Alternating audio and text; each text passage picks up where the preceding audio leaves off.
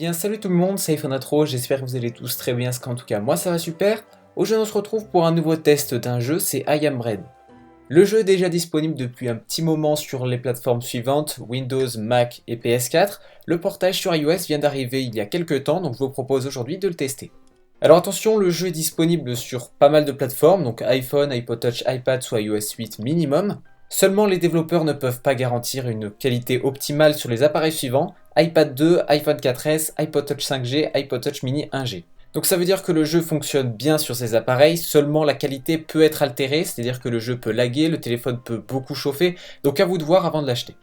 Alors I Am Bread, pour faire simple, qu'est-ce que c'est? Eh bien c'est un jeu loufoque, comme je vous avais présenté déjà avec Godzi, God Simulator ou bien même Octodad. Ce sont des jeux qui comportent un concept radicalement différent des jeux actuels, mais vous allez voir que ça amène aussi une dose de fraîcheur qui fait vraiment plaisir et une dose de fun plutôt intéressante. I Am Bread ne déroge pas à cette règle, en effet vous êtes une tartine de pain et votre but va être de se faire toaster le plus rapidement possible en traversant les pièces communes d'une maison. Alors dit comme ça peut faire vraiment bizarre, je vous l'accorde, c'est sûr que c'est un jeu qu'il faut prendre au second degré, mais en tout cas je vous garantis que les développeurs ont bien travaillé autour de ce concept, ils ont réussi à faire des graphismes plutôt jolis, le moteur graphique rend bien, la maniabilité est super intéressante pour ce type de jeu, vous allez pouvoir grimper sur les murs, vous accrocher, faire des petits backflips, etc. Le jeu est super plaisant et super fun. Alors je vous propose maintenant de rentrer encore un petit peu plus dans le gameplay et je vais vous expliquer justement comment ça s'organise et comment se joue une partie. Dans ce portage, il existe actuellement un mode de jeu, c'est le mode Histoire, Story Mode, et donc dans ce dernier, vous allez y retrouver 7 niveaux. Ces 7 niveaux correspondent aux jours de la semaine, donc lundi, mardi, mercredi, jeudi, vendredi, samedi et dimanche. Chaque niveau correspond à une pièce de la maison bien précise, par exemple le lundi ça sera la cuisine, le mardi le salon, etc.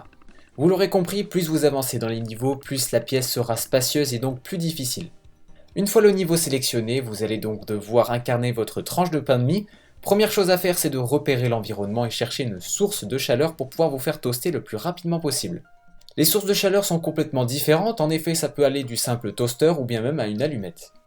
Une fois cette source repérée, il va falloir maintenant vous déplacer dans la pièce pour pouvoir rejoindre cette dernière.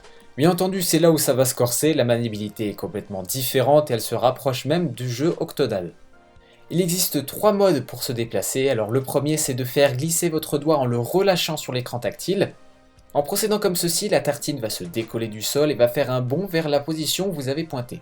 La seconde manière de se déplacer, c'est globalement la même chose, c'est-à-dire glisser votre doigt sur l'écran, néanmoins vous allez devoir laisser enfoncer votre doigt sur le tactile. Cela aura pour effet de déplacer la tartine dans la position où vous avez pointé, mais également de la laisser coller à l'objet où elle est actuellement. Et enfin, le dernier mode de déplacement consiste à toucher sur le côté de votre tartine pour pouvoir la propulser sur le côté opposé où vous avez touché.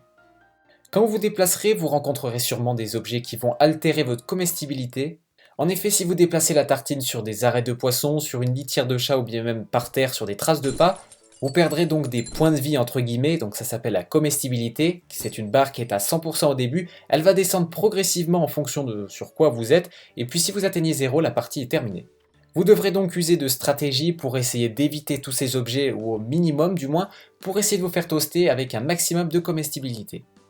Maintenant qu'on a vu comment fonctionne le jeu, je vous propose maintenant de passer aux avantages et aux désavantages de ce dernier. Comme mon avis est plutôt positif sur ce jeu, je vous propose de commencer directement par les avantages. Le premier avantage qui me vient en tête, c'est le prix. Le jeu est disponible sur l'App Store au prix de 4,99€. Ça peut paraître un moyen, on peut dire au début, mais je vous rassure que c'est plutôt plus que correct. En effet, la version PC coûte quand même 12,99€.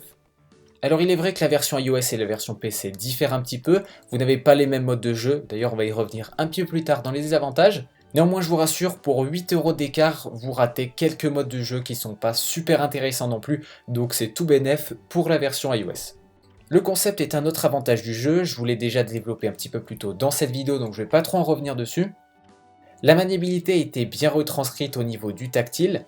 On est bien entendu assez loin de la maniabilité qu'il y avait sur PC, qui était d'ailleurs un petit peu plus difficile.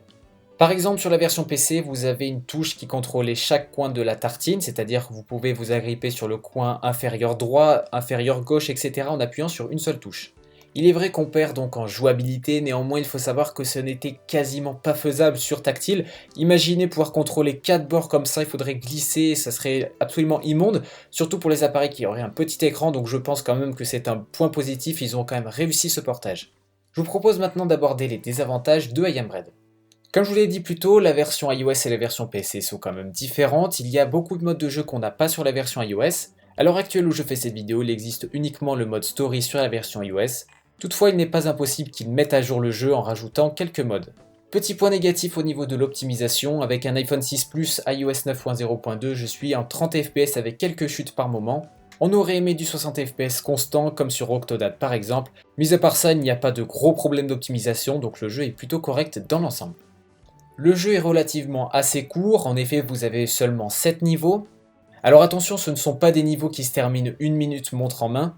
Comme vous avez pu le voir sur la vidéo, les niveaux sont bien construits, ils sont bien faits. Vous avez donc un passage proposé par le développeur qui est plutôt mis en évidence, on voit par quel endroit on pourrait passer. Mais vous avez également bien tout le reste de la salle où vous pouvez aller partout. Tout ça pour vous dire que c'est quand même un vrai faux point négatif, j'ai hésité un petit peu à le mettre dans avantages et désavantages, tout simplement parce que sur le papier c'est vrai que 7 niveaux ça fait très peu, mais les niveaux sont quand même bien remplis et bien faits. Pour conclure, I Am Bread est un très bon jeu, je le trouve vraiment super sympa, le portage iOS est réussi également. Pour 5 euros, on a là un bon petit jeu qui remplacera la version PC sans problème à 13 euros, je vous le rappelle, sur Steam. Alors certes, vous allez rater quelques modes de jeu, mais pour 8 euros de différence, franchement, je n'en vois absolument pas la peine. Et bien voilà, c'est donc la fin de cette vidéo, j'espère que le jeu et la vidéo vous ont plu.